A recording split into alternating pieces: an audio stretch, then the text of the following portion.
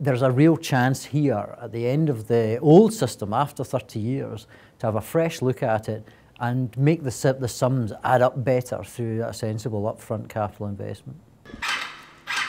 Right now, the subway relies on patching it up to keep it running. That can't go on forever.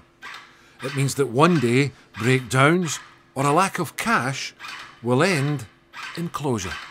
I wouldn't even consider that as a serious option. I mean, the idea of taking away an existing piece of infrastructure that reduces car congestion in the city centre, that is an important link for so many communities in the city and is likely to grow in importance as the River Clyde regeneration project works its way through particularly the communities on the south side of the river.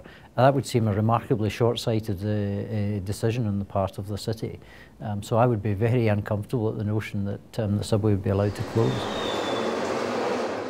The subway was last modernised 30 years ago. Now SPT has developed a new 30-year plan. It shows that big investment now in modernisation is by far the best business case.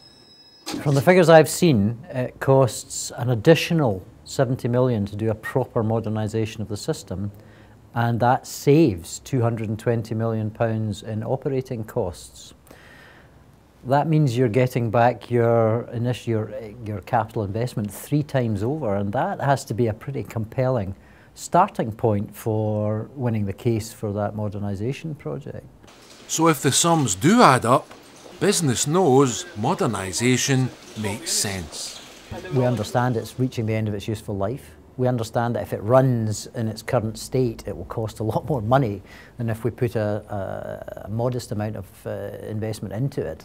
And we believe that that's going to help us in managing the traffic congestion in the city centre for many years to come. So I think we've got a fairly strong case, and I'm sure the business community sees the value in that. But business also says a modern subway has to be run by a modern workforce.